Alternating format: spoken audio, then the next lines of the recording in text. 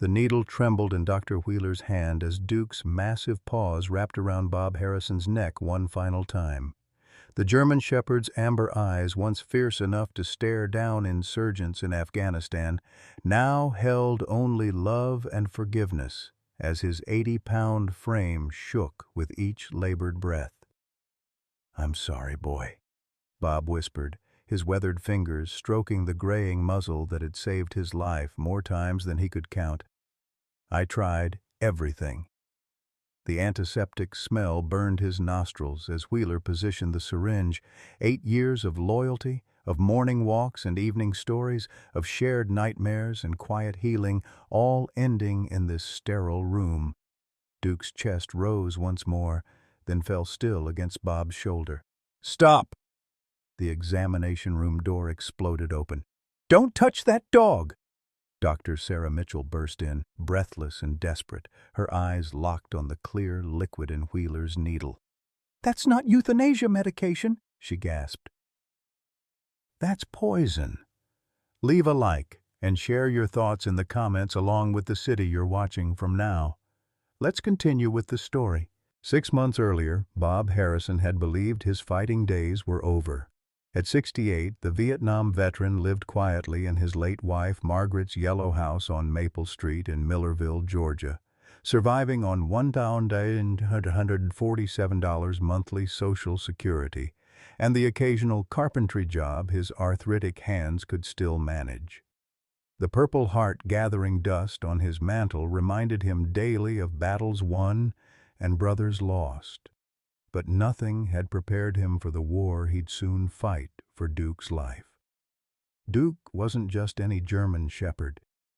The 85-pound former military working dog had served 3 tours in Afghanistan, his keen nose detecting IEDs that saved countless American lives. When the Army retirement program matched veterans with retired service dogs, Bob knew instantly that the scarred, noble animal looking back at him understood loss the same way he did. They were both warriors learning to be gentle again. For 5 years, they'd healed together. Duke's presence chased away the nightmares that had haunted Bob since Saigon fell.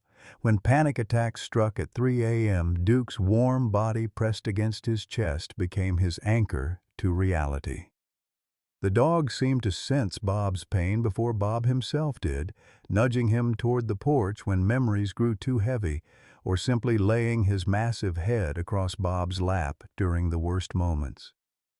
The bond deepened 2 years ago when Duke saved Bob from a house fire.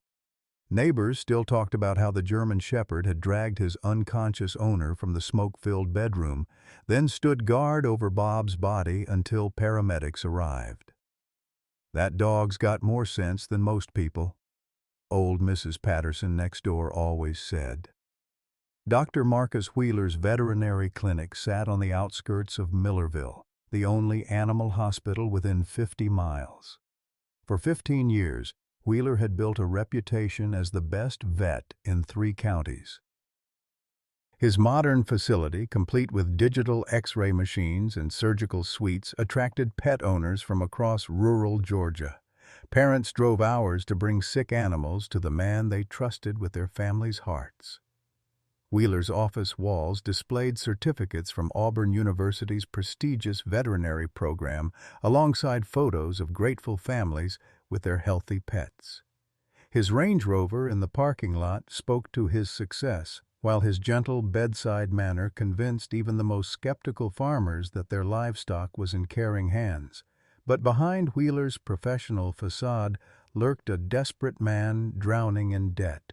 His gambling addiction had cost him everything: his marriage, his savings, and his soul.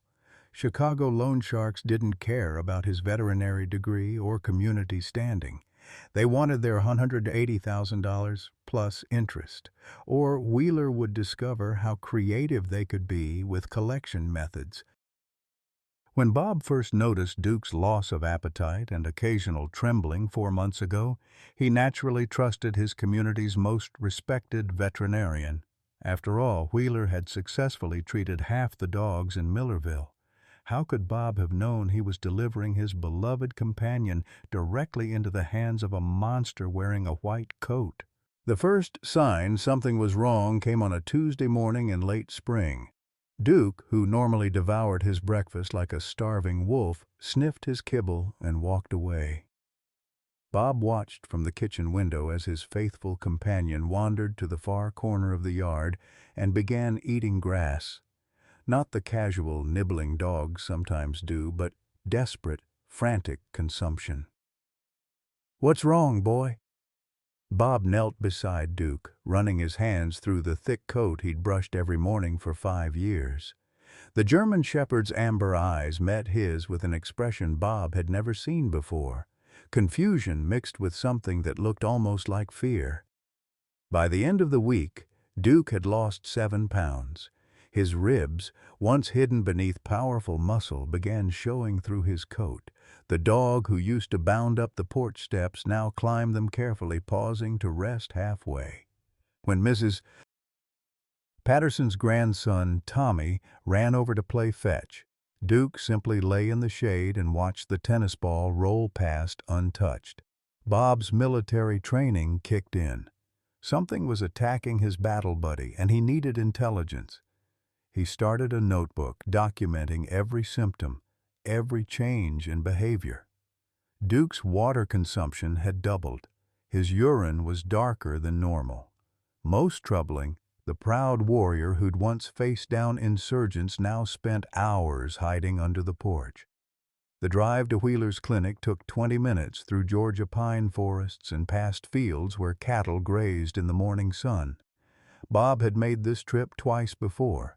Once for Duke's annual shots, once when the dog had gotten into a fight with a raccoon. Both times Wheeler had been professional, thorough, and reasonably priced. The waiting room felt different this time. Desperate families clutched carriers containing sick cats. A young mother held a listless puppy, while her 2 children asked why Buster wouldn't play anymore. An elderly farmer sat stone-faced beside a pet carrier, his weathered hands gripping a worn baseball cap. "Mr. Harrison?" Jennifer Caldwell, the receptionist, called from behind the counter. Bob had always thought she seemed nervous, but today her hands actually shook as she checked Duke's file. "Dr. Wheeler will see you now." Wheeler's examination room smelled of disinfectant and something else Bob couldn't identify, something chemical and wrong. The veterinarian's smile seemed forced as he lifted Duke onto the metal table. "Well, well, Duke," Wheeler said, his voice carrying a false cheerfulness that made Bob's teeth clench. "Let's see what's troubling you, old soldier." The examination lasted 40 minutes. Wheeler poked, prodded, and listened to Duke's heart while asking detailed questions about symptoms. But Bob noticed the doctor's questions seemed to focus more on Duke's value than his health. "German shepherds are expensive dogs," Wheeler mused while drawing blood. "Purebred military stock like Duke here, worth quite a bit. Good thing you brought him in when you did." Bob shifted uncomfortably. Something about Wheeler's tone felt predatory, like a used car salesman sizing up a mark.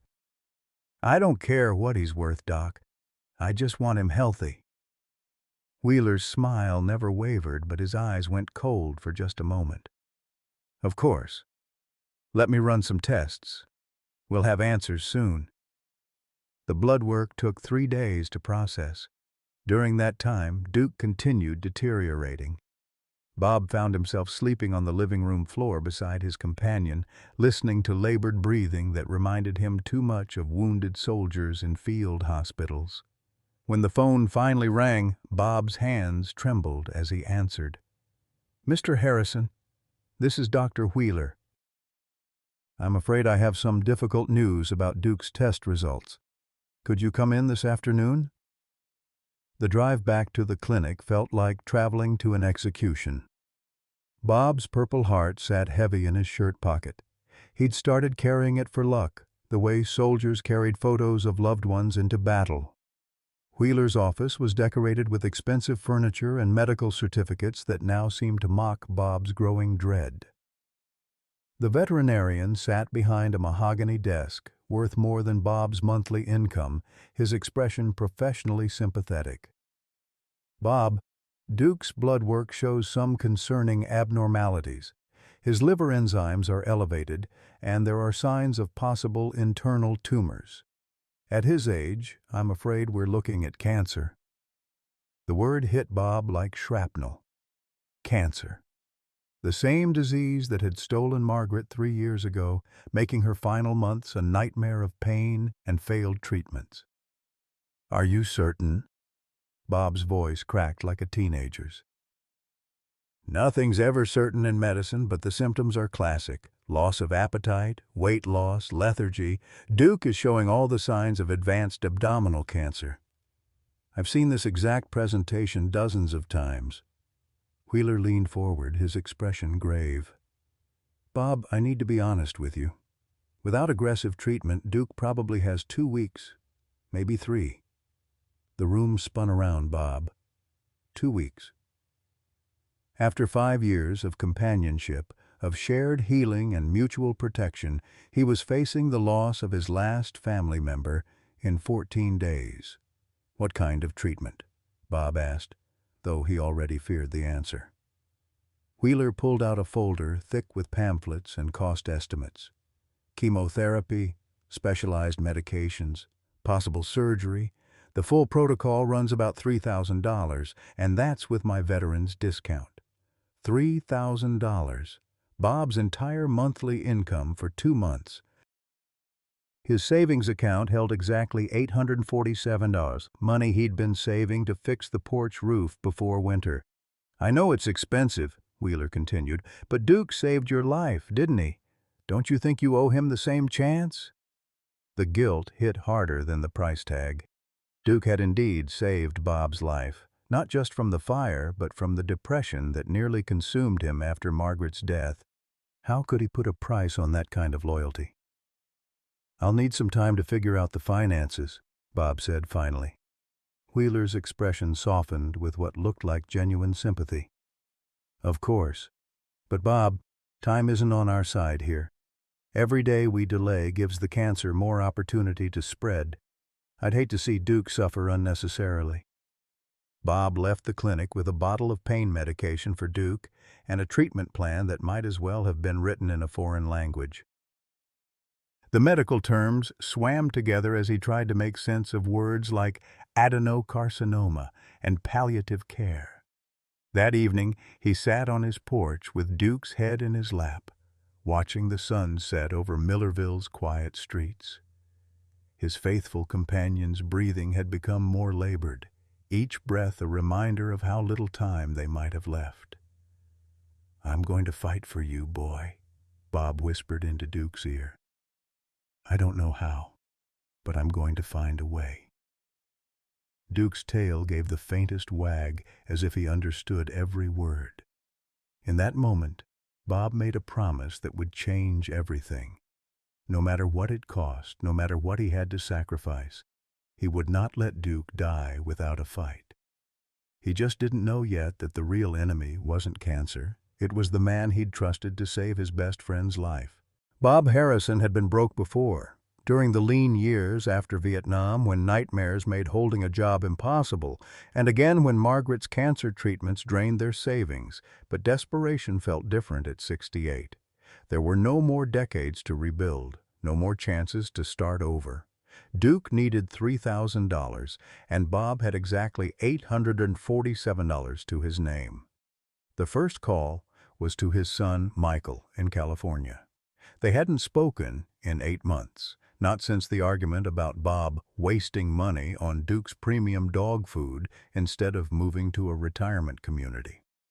Bob swallowed his pride and dialed the familiar number, hoping 3 time zones might have softened his son's heart. "Dad?" Michael's voice carried surprise and irritation. "Is everything okay? It's 6 in the morning here. Mike, I need to ask you something. Duke is sick. Cancer. The treatment costs $3,000 and Jesus, Dad. We've been through this. It's a dog. A old dog." Maybe it's time to let nature take its course. The words hit Bob like a physical blow. This isn't just any dog, son. Duke saved my life, literally pulled me from a burning house. And I'm grateful for that. But $3,000? That's more than most people spend on their cars. You're living on Social Security, for crying out loud. Bob tried to explain Duke's importance, the way the German Shepherd had pulled him back from the edge after Margaret's death. But Michael had inherited his grandfather's practicality and his mother's sharp tongue. Look, Dad, I've got 2 kids in college and a mortgage. I can't enable this obsession with that dog. Get a goldfish. They're cheaper. The line went dead. Bob stared at the phone for 10 minutes, feeling more alone than he had since Margaret's funeral. Outside, Duke lay motionless in his favorite spot under the oak tree, too weak even to lift his head when the mail truck rumbled past. By noon, word had spread through Millerville's tight-knit community. Mrs. Patterson knocked on Bob's door with a casserole and a $20 bill. "It's not much," she said, "but Duke helped find my little granddaughter when she wandered off last summer." The gesture broke something open in Bob's chest. Within hours, neighbors began stopping by. Tom Bradley from the hardware store brought $50 and a story about Duke scaring off teenagers who'd been vandalizing his shop. The Hendersons contributed $30, remembering how Duke had alerted them to a gas leak that could have killed their family. By evening, Bob had collected $300 from neighbors who could barely afford groceries themselves. It wasn't enough, but it proved something Bob had almost forgotten. Good people still existed in a world that often felt cruel and indifferent. The next morning brought a knock from Reverend Williams of First Baptist. Behind him stood 3 members of the church council, their faces grave but determined. "Bob, the church wants to help," the Reverend said. "We're starting a fund for Duke's treatment. Already collected $400 from yesterday's service."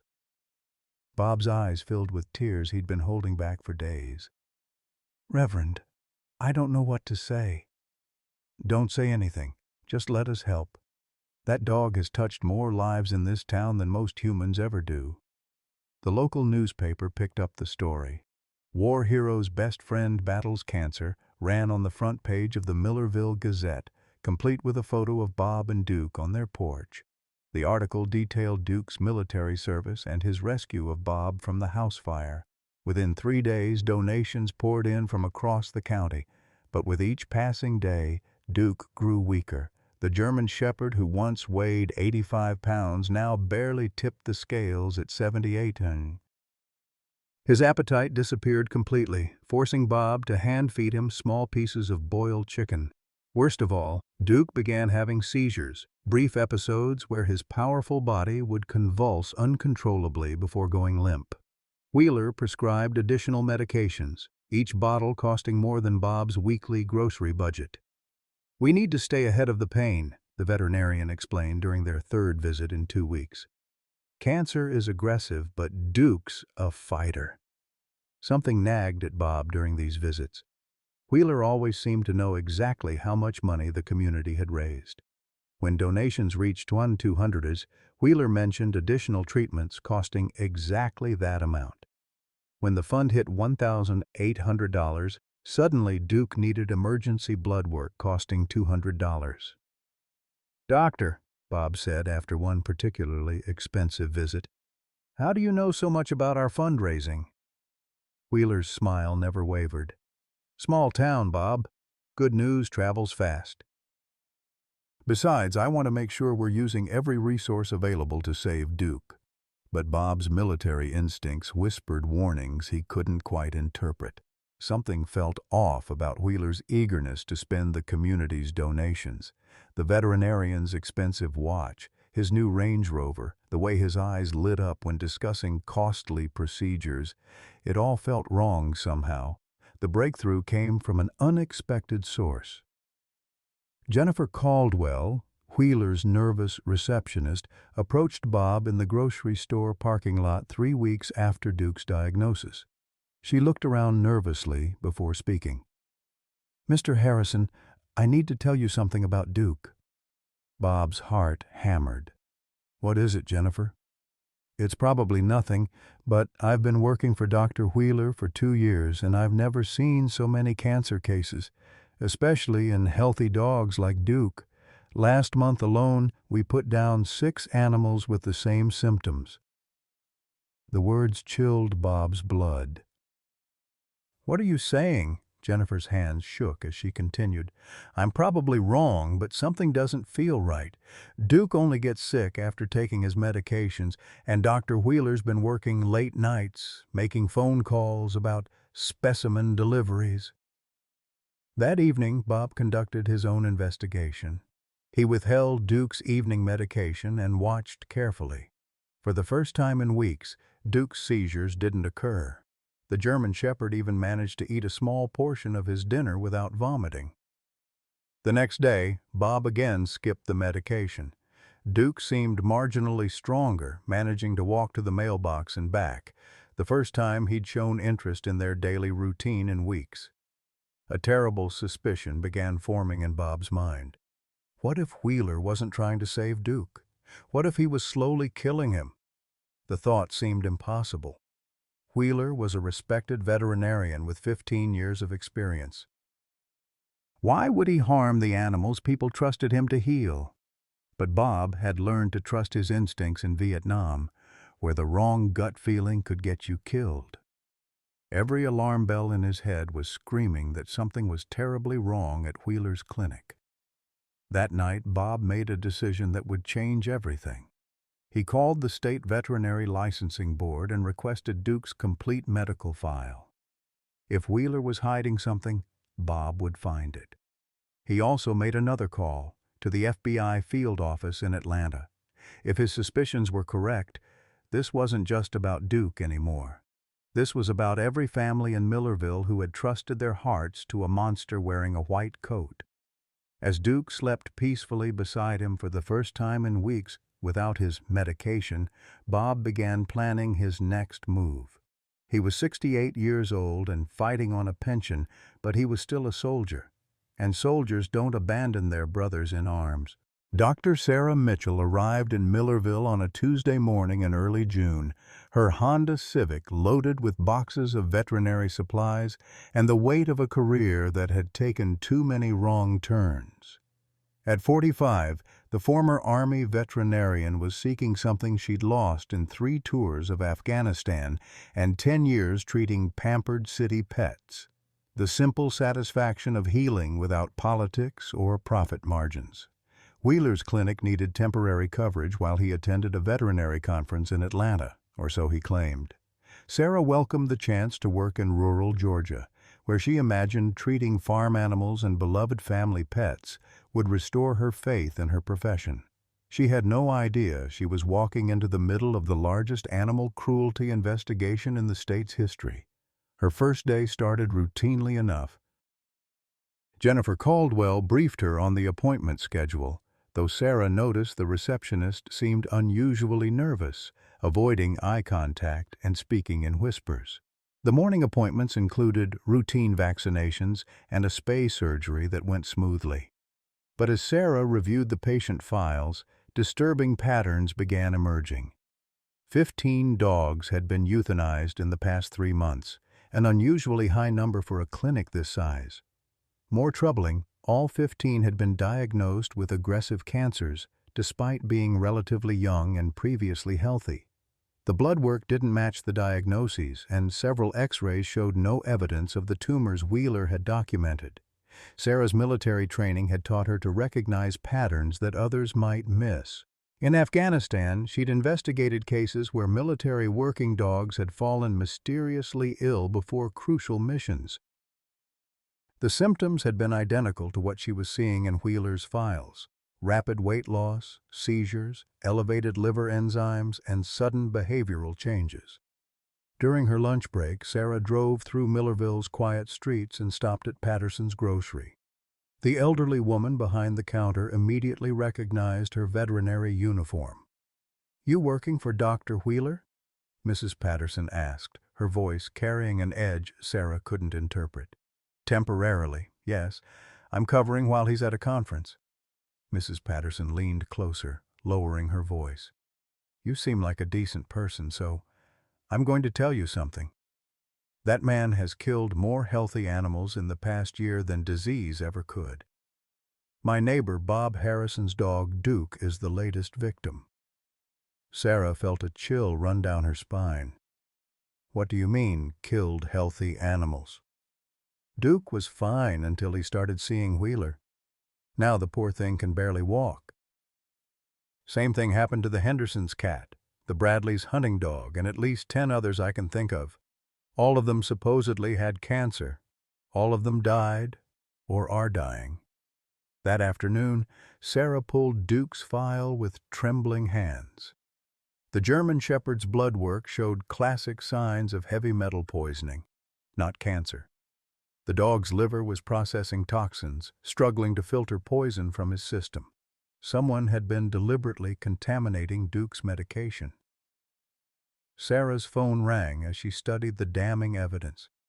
The caller ID showed an Atlanta number she didn't recognize. Dr. Mitchell, this is Special Agent Rebecca Torres, FBI. We understand you're providing temporary coverage at Wheeler's clinic. Sarah's blood ran cold. Yes, but how did you... We've been investigating Dr. Wheeler for 18 months.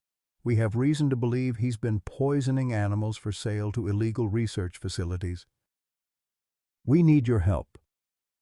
The conversation that followed shattered everything Sarah thought she knew about her temporary assignment.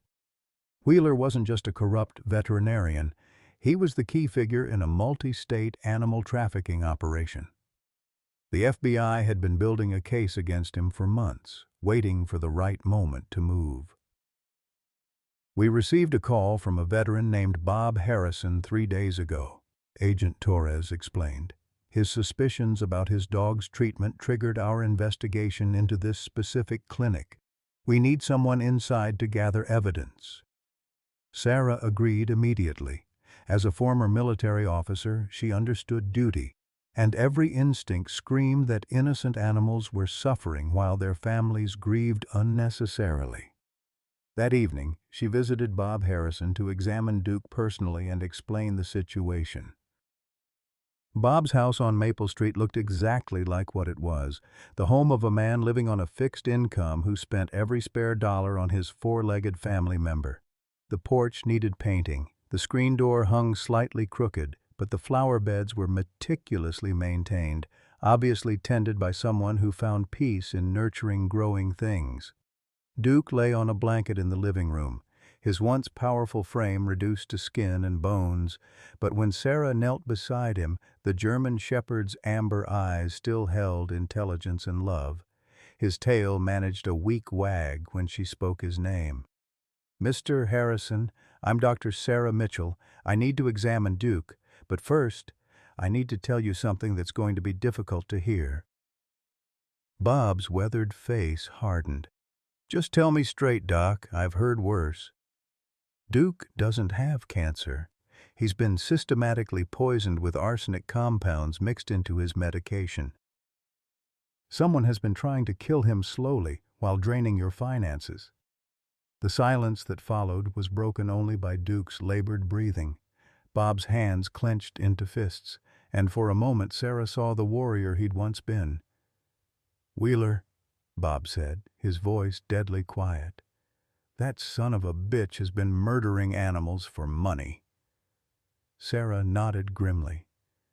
The FBI has been investigating him for months. They need our help to gather enough evidence for prosecution. Are you willing to work with us? Bob's answer came without hesitation. Ma'am, if that bastard has been poisoning Duke while taking money from my neighbors, I'll do whatever it takes to stop him.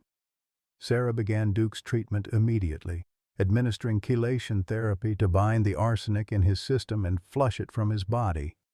The improvement was almost immediate. Within 6 hours, Duke was able to drink water without vomiting. By morning, he had eaten his first full meal in weeks. Meanwhile, Sarah and Bob worked with the FBI to plan Wheeler's downfall. Hidden cameras were installed in the clinic's examination rooms. Sarah wore a wire during all interactions with Wheeler's staff. Most importantly, they needed to catch Wheeler in the act of poisoning animals or communicating with the illegal research facility. The breakthrough came when Jennifer Caldwell finally broke under the pressure of her conscience. During a tearful confession to Sarah, the receptionist revealed everything she'd witnessed over the past 2 years. "I knew it was wrong, but I needed this job," Jennifer sobbed. "Dr. Wheeler said if I ever told anyone, he'd make sure I never worked in this county again, but I can't watch any more animals die." Jennifer provided boxes of evidence: invoices from the illegal research facility, records of euthanized animals that had actually been sold, and most damning of all, recordings she'd secretly made of Wheeler's phone conversations with his buyers. The research facility, located in an abandoned warehouse outside Atlanta, paid premium prices for specific breeds of healthy animals. German Shepherds like Duke were worth $5,000 each because of their intelligence and trainability. Wheeler had been using slow-acting poisons to make healthy animals appear terminally ill, convincing heartbroken families to approve euthanasia, then selling the dead animals to researchers conducting illegal experiments. Sarah's investigation revealed the scope of Wheeler's crimes extended far beyond Millerville. Working with colleagues at other veterinary clinics across 3 states, Wheeler had processed nearly 200 animals in 18 months. The emotional and financial devastation he'd caused to families was incalculable. But Wheeler's greed had made him careless. His gambling debts had grown so large that he'd accelerated his operation, taking unnecessary risks. When Bob Harrison started asking questions and withholding medication from Duke, it triggered the chain of events that would bring down the entire network. As Duke continued his remarkable recovery, gaining weight and strength daily, Sarah prepared for the final phase of the operation.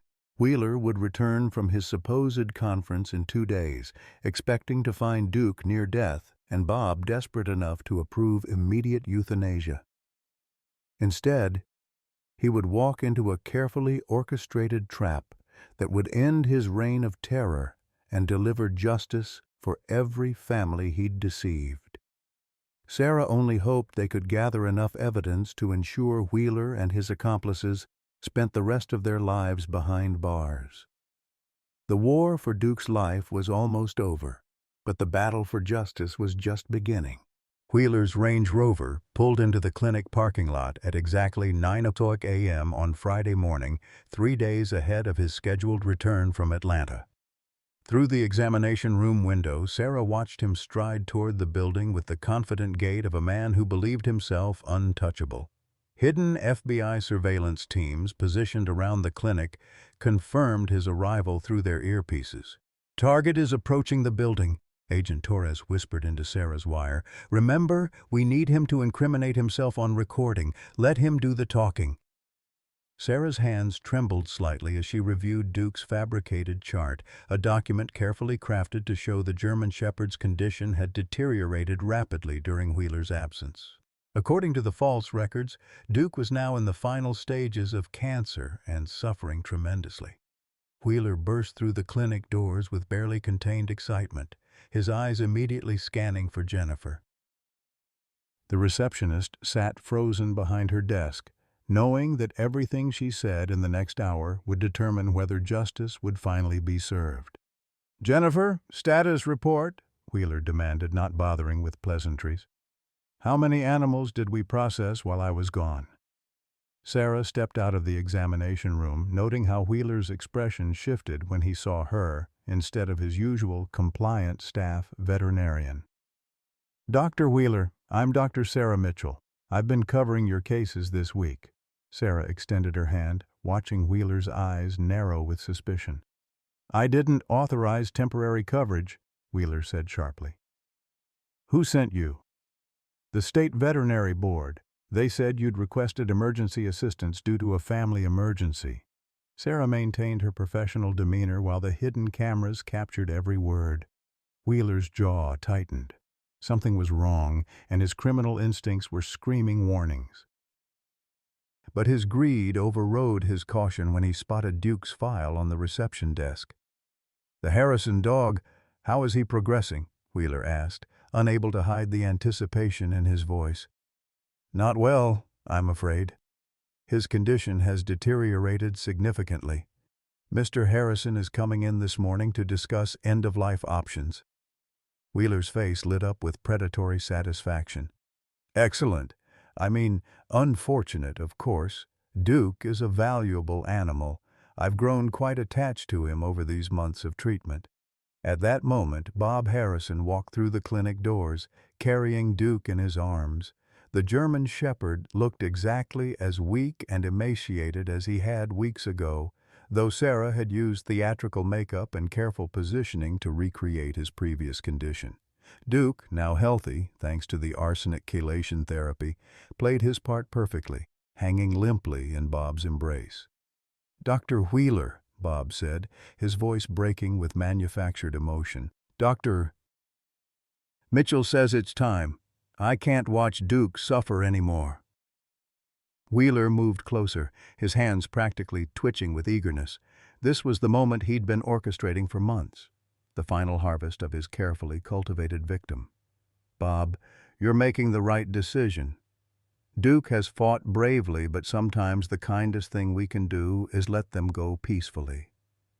Wheeler's voice dripped with false compassion as hidden microphones captured every word. "I've prepared the necessary medications," Wheeler continued, producing a vial of clear liquid from his jacket. "This will be completely painless. Duke will simply fall asleep." Sarah stepped forward, her heart pounding. "Dr. Wheeler, I should mention that I ran additional blood work on Duke yesterday. The results were quite unusual." Wheeler froze, the vial suspended halfway to the syringe. "What kind of results?" "Elevated arsenic levels. Quite high, actually. Almost as if someone had been administering heavy metals systematically over several months." The color drained from Wheeler's face. "That's impossible. Our laboratory would never make such an error." "Oh, I didn't use your laboratory," Sarah said casually. "I sent the samples to the FBI forensics lab in Atlanta. They were very interested in the results." Wheeler's mask finally slipped completely. The caring veterinarian facade crumbled, revealing the desperate, vicious criminal beneath. "You stupid bitch," he snarled. "Do you have any idea what you've done?" "Actually, yes," Sarah replied calmly. "I've stopped a murderer." Wheeler lunged for the emergency exit, but FBI agents poured through every entrance simultaneously. Agent Torres led the charge, her weapon drawn and pointed directly at Wheeler's chest. "FBI. Doctor." "Marcus Wheeler, you're under arrest for conspiracy to commit animal cruelty, wire fraud, and trafficking in stolen property." Wheeler's desperation exploded into rage. "You don't understand," he screamed as agents forced him to the ground. "I owe people money, dangerous people. They'll kill me if I don't pay." "So you decided to kill innocent animals instead?" Bob's voice cut through the chaos like a blade. He set Duke gently on the floor, and the German shepherd immediately stood tall and strong, his recovery miraculous now that the poison had been purged from his system. Wheeler's eyes widened in disbelief as he saw Duke's transformation. "That's impossible. I've been giving him therapeutic doses of—" He caught himself, but too late. "Therapeutic doses of what, Dr. Wheeler?" Agent Torres demanded. The veterinarian's resistance crumbled completely. Perhaps it was the weight of 18 months of guilt, or maybe the realization that his victims' families deserved to know the truth. Whatever the reason, Wheeler began confessing everything. "Arsenic compounds," he whispered, "mixed into their regular medications. It mimics cancer symptoms perfectly. Weight loss, organ failure, behavioral changes. The families never suspected anything." "How many animals?" Sarah asked, her voice barely controlled. 207, Wheeler replied, his voice hollow. "Over 18 months. The research facility pays $5,000 for German Shepherds, $3,000 for Golden Retrievers, $2,000 for mixed breeds. Bob Harrison stepped forward, his weathered hands clenched into fists. For a moment, Sarah thought the old veteran might strike the man who'd tortured his best friend. Instead, Bob knelt beside Duke and spoke directly to Wheeler. "This dog saved my life in Afghanistan. He pulled me from a burning house 2 years ago. He's been my family since my wife died, and you tried to murder him for money." Wheeler couldn't meet Bob's eyes. "I never wanted to hurt anyone. The gambling debts, I got in too deep. They threatened my family." "So you destroyed other families instead?" Agent Torres said coldly. "Dr. Wheeler, you have the right to remain silent." As Wheeler was read his rights and led away in handcuffs, Sarah knelt beside Duke and Bob. The German Shepherd's tail wagged enthusiastically as he licked both their faces, his strength and vitality fully restored. "How long have you been FBI?" Bob asked quietly. "I'm not," Sarah replied. "I'm exactly who I said I was, a veterinarian who wanted to make a difference. The FBI contacted me after you called them. Agent Torres needed someone inside the clinic to gather evidence." Bob nodded slowly, processing everything that had happened. "So, Duke was never dying?" "He was dying," Sarah said seriously. Wheeler's poison would have killed him within another week or two, but with proper treatment, arsenic poisoning is completely reversible in most cases. Duke barked once, as if agreeing with the diagnosis, then trotted over to where Jennifer sat crying behind the reception desk. The gentle dog nuzzled her hand, somehow understanding that she had helped save him. "I'm sorry," Jennifer sobbed. "I should have spoken up sooner. I knew it was wrong, but I was scared." "You did speak up when it mattered," Bob said kindly. "That took courage." As FBI agents continued processing the crime scene and collecting evidence, Sarah began explaining Duke's recovery process to Bob. The German Shepherd would need continued monitoring for several weeks, but his prognosis was excellent. Outside, Wheeler's Range Rover was being loaded onto a police truck while neighbors gathered to watch their trusted veterinarian's downfall. Word was already spreading through Millerville that Duke Harrison was going to be just fine. But the full scope of Wheeler's crimes was only beginning to emerge, and justice for his victims was far from complete. The victory celebration lasted exactly 3 hours before everything fell apart. Duke had been pronounced healthy, Wheeler was in federal custody, and Bob Harrison felt lighter than he had in months. Then Sarah's phone rang with news that shattered their sense of triumph. "Dr. Mitchell, this is Agent Torres. We have a problem. Wheeler's lawyer has filed an emergency injunction claiming the arrest was illegal. A federal judge has ordered Duke's immediate return to the clinic pending investigation." Sarah's blood ran cold as she watched Bob playing fetch with Duke in his backyard, both of them reveling in the German Shepherd's restored vitality. "That's impossible. We have Wheeler on tape confessing to poisoning over 200 animals." The confession was coerced, according to his attorney. More importantly, they're claiming Duke was stolen from the clinic during a legitimate medical procedure. Without proper chain of custody documentation, they're arguing we can't prove Wheeler intended to harm the dog. The legal technicality hit Sarah like a physical blow. In their urgency to save Duke's life, they had removed him from Wheeler's clinic without following proper legal protocols. Now Wheeler's expensive defense team was exploiting that mistake to challenge the entire investigation. "There's more," Agent Torres continued grimly. "Wheeler made bail 2 hours ago. Someone posted the $2 million bond in cash. We think his gambling creditors want him on the street to continue generating income." Sarah sank into a chair, watching through the window as Duke bounded across Bob's yard with more energy than he'd shown in months. The German Shepherd's recovery had been nothing short of miraculous. His weight was back to normal, his coat was glossy, and his playful personality had returned completely. But if Wheeler regained custody, Duke would be dead within days. The doorbell rang and Sarah opened it to find Bob standing on the porch with Duke at his side. The old veteran's face had gone ashen and his hands trembled slightly as he spoke. "Dr. Mitchell, I just got a call from Wheeler's lawyer. They're coming for Duke tomorrow morning with a court order. They say I stole him from legitimate medical treatment." The irony was devastating. After months of Wheeler slowly poisoning Duke while Bob paid thousands of dollars for the privilege, the legal system was now treating the veteran as the criminal. Wheeler's attorney had crafted a narrative portraying Bob as an unstable old man who had interfered with proper veterinary care. "There's something else," Bob continued, his voice barely above a whisper. "The lawyer said if I don't surrender Duke voluntarily, they'll file criminal charges against me for theft of medical property. At my age, even a short prison sentence." Sarah understood immediately. Bob Harrison was 68 years old with a bad heart and diabetes. A felony conviction would destroy what remained of his life, and Wheeler's lawyer knew it. They were using Bob's vulnerability as leverage to reclaim their victim. That evening, the Millerville community rallied around Bob with the same fierce loyalty they'd shown during Duke's illness. Reverend Williams organized an emergency meeting at First Baptist Church where over 200 residents crowded into pews designed for half that number.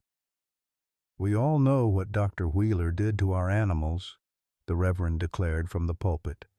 "Are we going to let him finish the job?" Tom Bradley, whose hunting dog Rex had been one of Wheeler's early victims, stood up in the back row. "I say we hide Duke until this legal mess gets sorted out. Wheeler killed my Rex while I watched helplessly. I won't let him do the same to Duke." Mrs. Patterson nodded vigorously from her usual front pew. "We can take turns hiding him." "Wheeler can't search every house in town." But Bob Harrison rose slowly from his seat, Duke's leash wrapped around his weathered hand. The German shepherd sat perfectly at attention beside his master, as if sensing the gravity of the moment.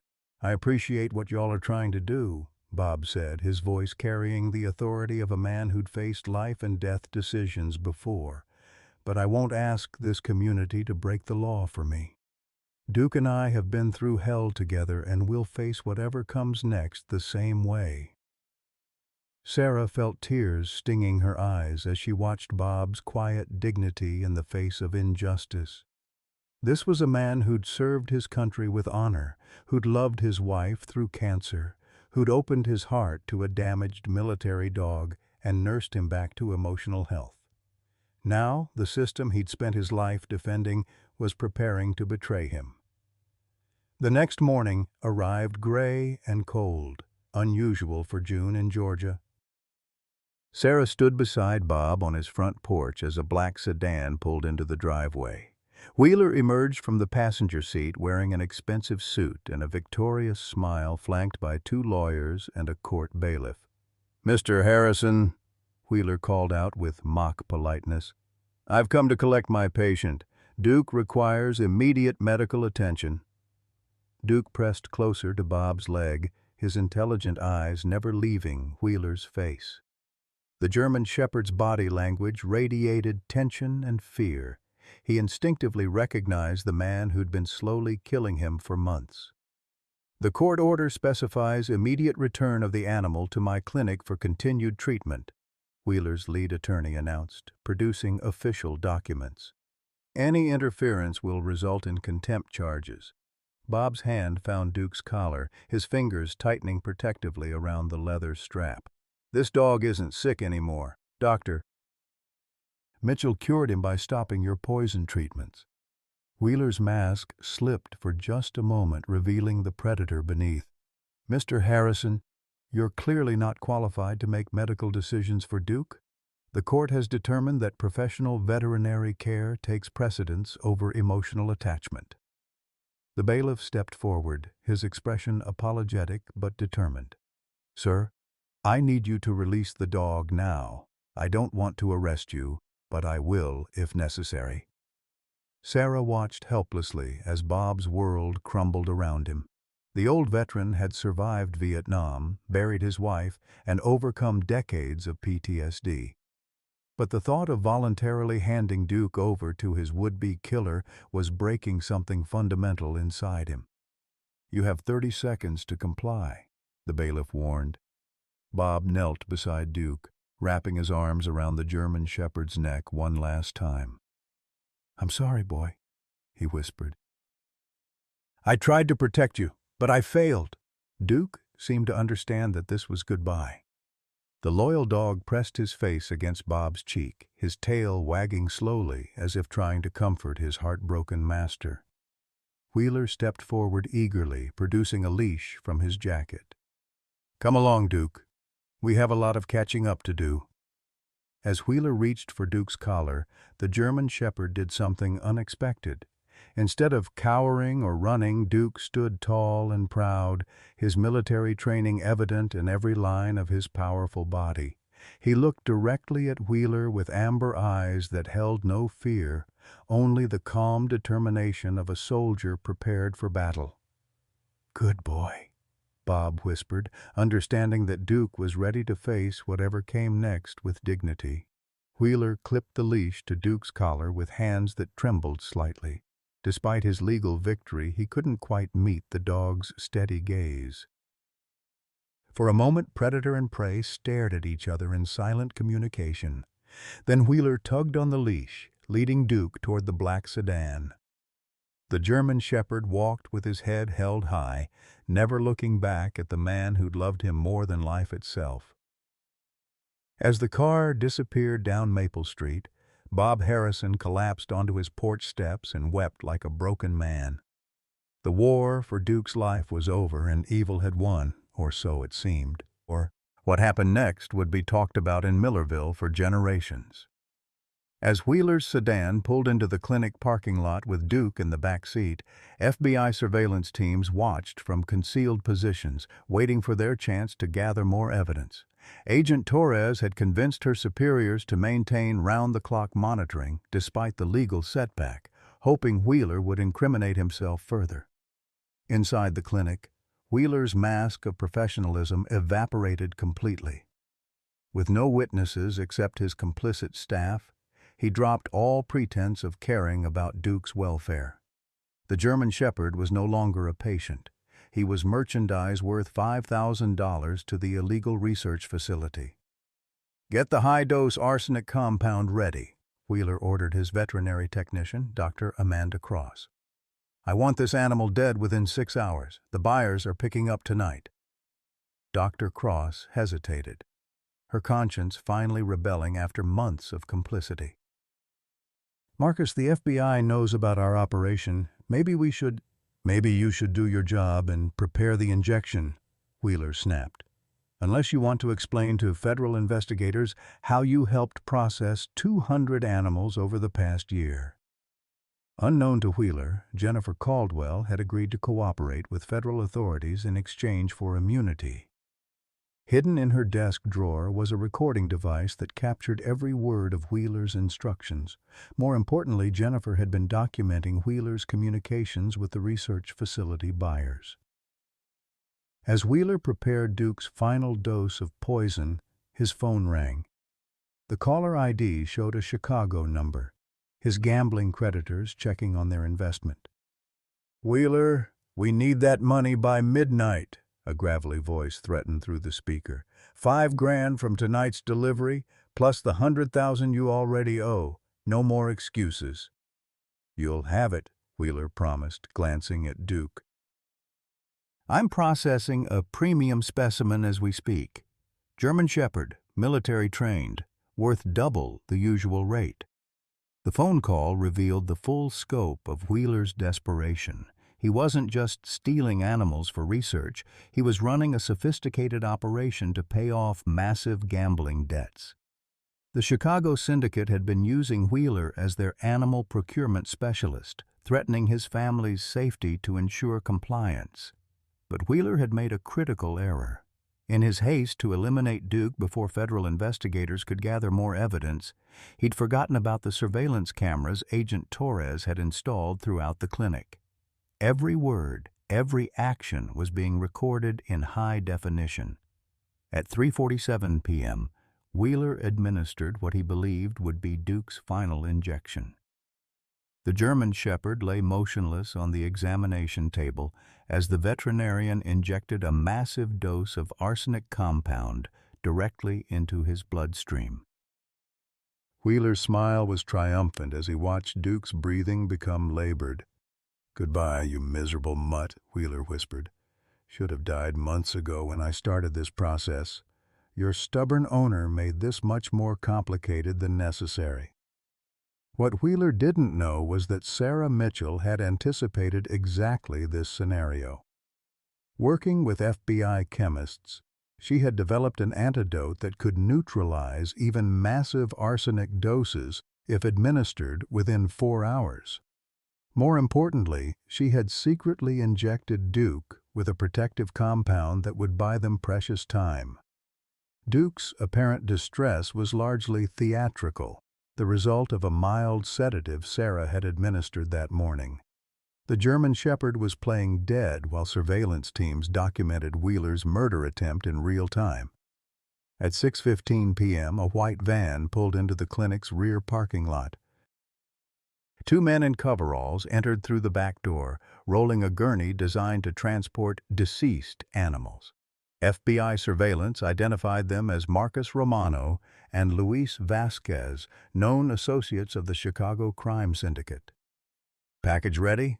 Romano asked Wheeler, pulling out a roll of $100 bills. "He's in examination room 3, Wheeler replied, his hands shaking with relief and anticipation. "Perfect specimen. Died peacefully about 2 hours ago." The exchange that followed was captured on multiple cameras and recording devices. Wheeler received $5,000 in cash while helping load Duke's seemingly lifeless body onto the gurney. The German shepherd remained perfectly still, his military training allowing him to control his breathing and heart rate. "Pleasure doing business," Vasquez said as they prepared to wheel Duke toward the van. "Boss says if you can deliver 10 more like this one, he might forgive some of your debt." Wheeler's response sealed his fate.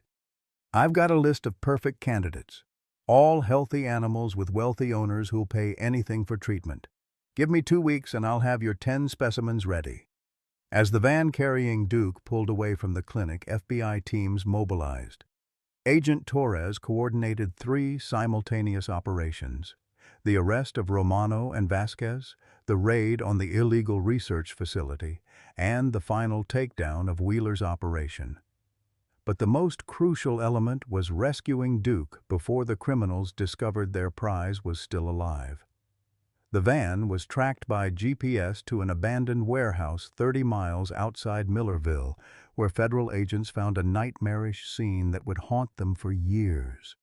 The research facility contained dozens of cages holding stolen animals in various stages of suffering. Many bore the telltale signs of Wheeler's poisoning: weight loss, organ failure, and behavioral changes caused by systematic arsenic exposure. Some animals were being used for illegal pharmaceutical testing, while others were being trained for underground fighting rings. Duke was found in a cage marked for immediate processing, still playing dead, despite being surrounded by the sounds of suffering animals. When FBI agents opened his cage, the German shepherd's eyes snapped open and his tail began wagging furiously. He had successfully infiltrated the enemy operation and survived to tell the tale. The warehouse raid uncovered evidence of the largest animal trafficking operation in the Southeast. Computer files revealed networks spanning 12 states, with Wheeler serving as one of dozens of corrupt veterinarians supplying specimens to illegal researchers. The operation had processed over 3,000 animals in 5 years, generating millions in illegal profits. Romano and Vasquez were arrested without incident, immediately offering to cooperate in exchange for reduced sentences.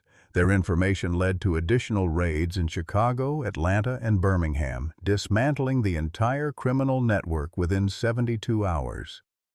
Back in Millerville, Wheeler was arrested for the final time as he counted his blood money in the clinic office. Agent Torres personally placed the handcuffs on his wrists while reading charges that would ensure he spent the rest of his life in federal prison. Dr. Marcus Wheeler, you're under arrest for conspiracy to commit wire fraud, animal cruelty in the first degree, conspiracy to traffic stolen property, and racketeering. You have the right to remain silent, though based on today's recordings, you've already said quite enough. Wheeler's empire of cruelty crumbled in a single day, brought down by the loyalty of a German shepherd and the determination of people who refused to accept injustice. But the most important victory was yet to come. Duke's triumphant return to the man who'd never stopped fighting for him. As federal agents prepared to reunite Duke with Bob Harrison, news of the operation's success spread through Millerville like wildfire. The town that had rallied around one sick dog had helped expose a criminal conspiracy that spanned half the country. Justice was finally at hand, and Duke was going home. The knock on Bob Harrison's door came at 8:47 p.m., just as the old veteran was settling into his recliner with a glass of bourbon and a heart full of grief. He'd spent the afternoon staring at Duke's empty dog bed, wondering if he'd failed his faithful companion in the worst possible way. The knock was soft but insistent, carrying an urgency that made Bob's military instincts flare to life. "Mr. Harrison?" Agent Torres called through the screen door. "It's Special Agent Rebecca Torres, FBI. I have someone here who's been asking for you." Bob's heart hammered against his ribs as he approached the door, afraid to hope but unable to stop himself. Through the screen he could see Agent Torres standing on his porch, beside a figure he couldn't quite make out in the evening shadows. Then he heard it, a sound that had comforted him through 3 years of nightmares and grief. The soft whine Duke made when he was excited but trying to be polite. The sound of a well-trained military dog asking permission to greet his commanding officer. "Duke?" Bob's voice cracked like a teenager's as he fumbled with the screen door latch. The German shepherd bounded through the door the moment it opened, launching himself into Bob's arms with such force that the old man nearly toppled backward. 85 pounds of pure joy and relief crashed into him, and for the first time in hours, Bob Harrison felt like he could breathe again. Duke covered Bob's face with kisses, his entire body wiggling with excitement. His tail wagged so hard it created a small windstorm in the narrow hallway, knocking over a potted plant and sending Margaret's reading glasses flying from the side table. Neither man nor dog cared about the chaos. They were complete again. "Good boy," Bob whispered into Duke's ear, his tears falling freely into the German shepherd's thick coat. "I'm sorry I let them take you." "I'm so sorry, buddy." Agent Torres stepped into the living room, her professional composure cracking as she watched the reunion. She'd seen many emotional moments during her FBI career, but something about the pure love between this old soldier and his four-legged battle buddy touched her deeply. "Mr. Harrison, Duke helped us take down the entire operation," she explained. "He played dead for over 4 hours while we gathered evidence against Wheeler and his criminal network. I've never seen anything like it. He knew exactly what we needed him to do." Bob looked down at Duke, who was now sitting perfectly at attention beside his chair, chest puffed out with unmistakable pride. "You were undercover, weren't you, boy? Just like old times in Afghanistan." Sarah Mitchell appeared in the doorway, carrying a medical bag and wearing the biggest smile Bob had seen since Margaret was alive. "Duke's blood work came back completely clean," she announced. "Every trace of arsenic has been eliminated from his system. He's going to live a long, healthy life."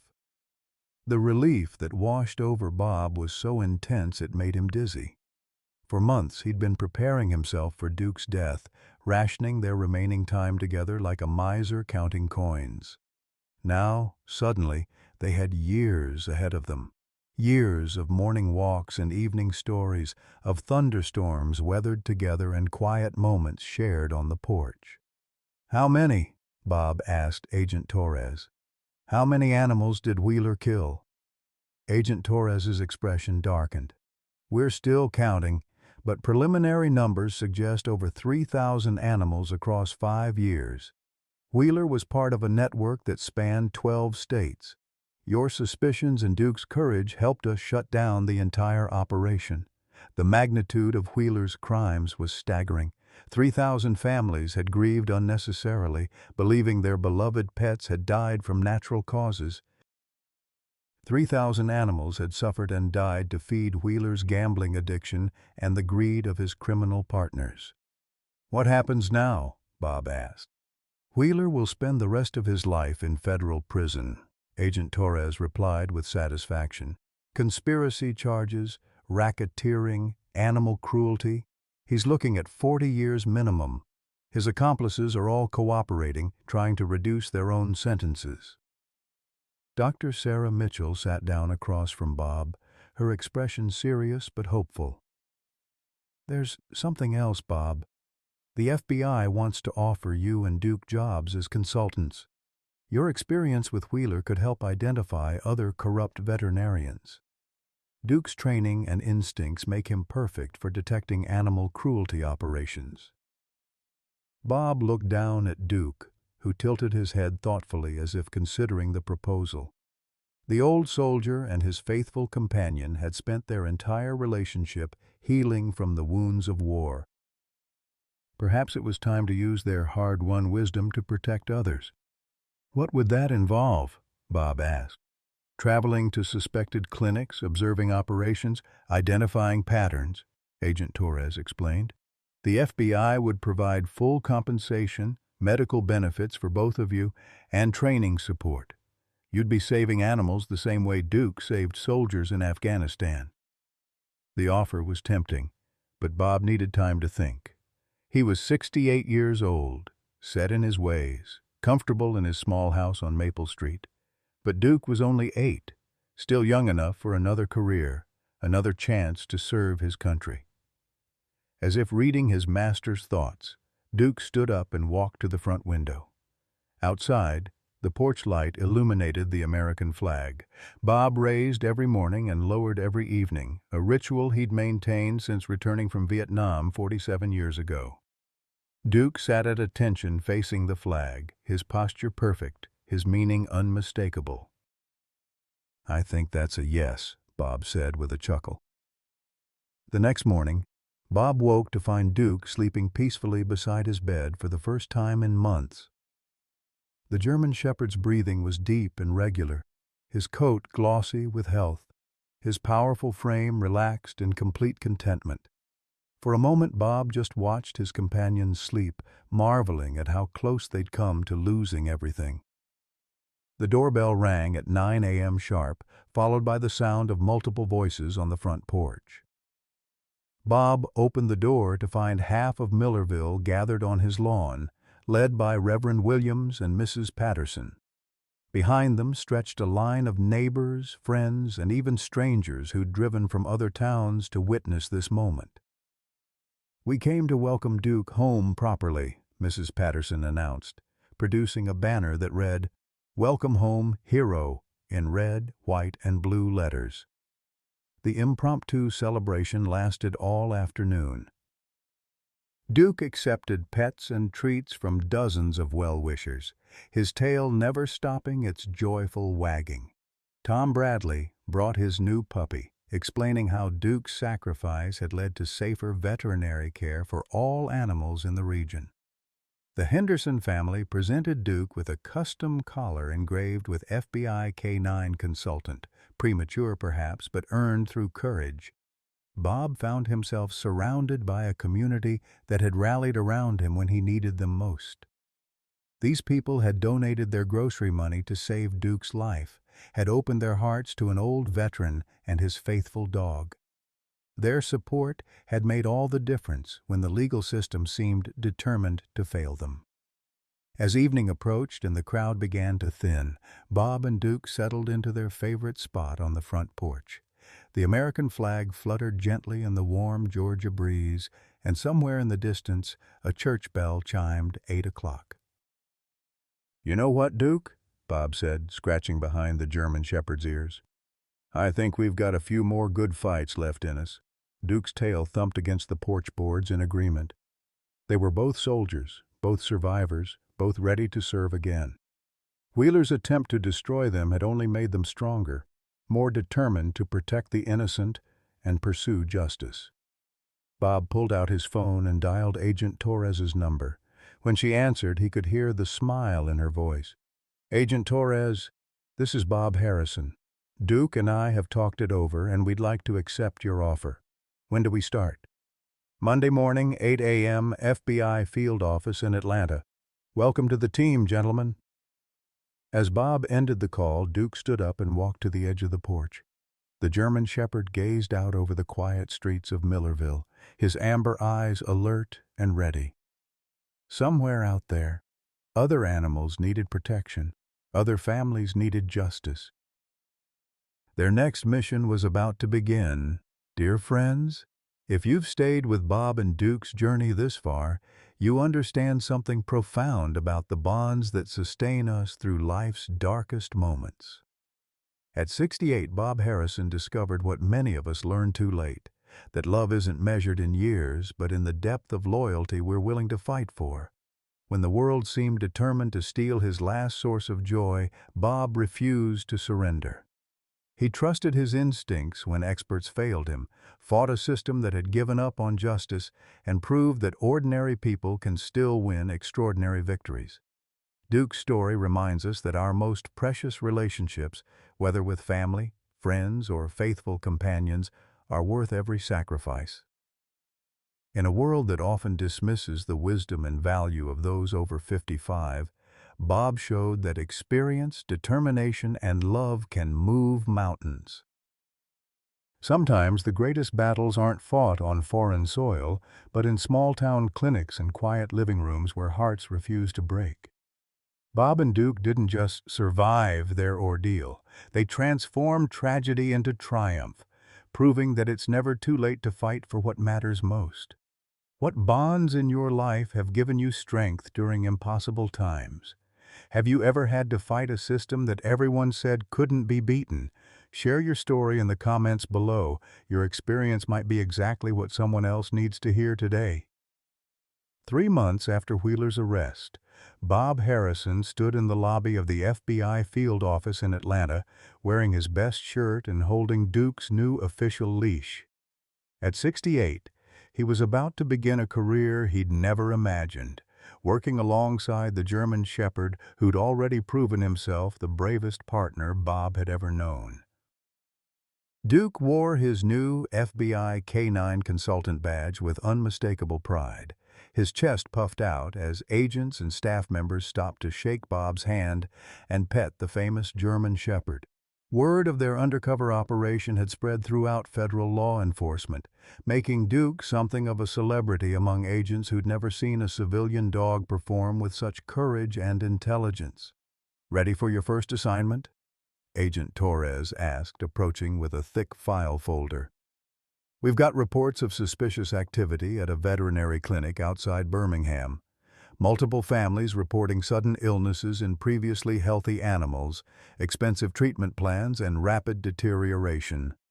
Bob's jaw tightened as he recognized the familiar pattern. Wheeler might be behind bars, but his methods had spread like a virus through the veterinary community.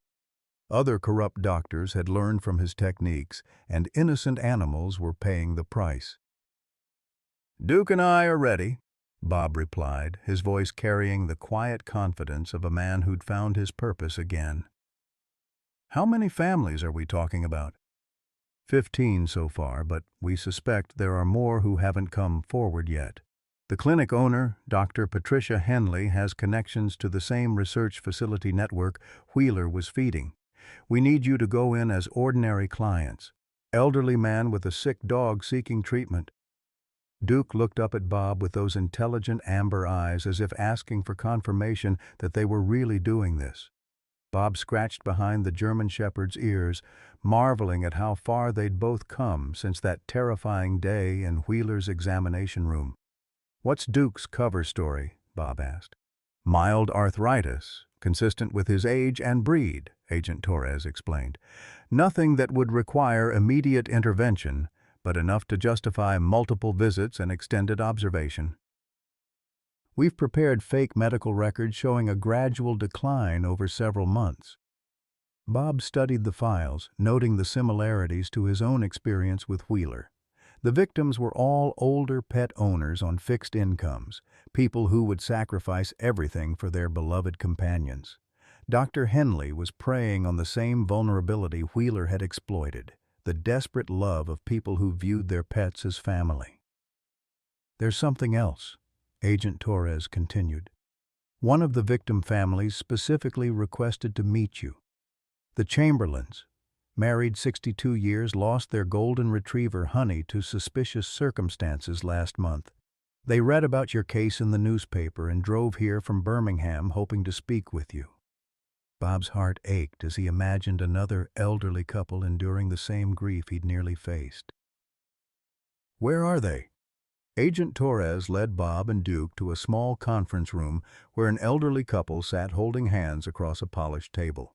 Harold Chamberlain, probably in his mid-80s, wore a American Legion cap and a shirt pressed with military precision.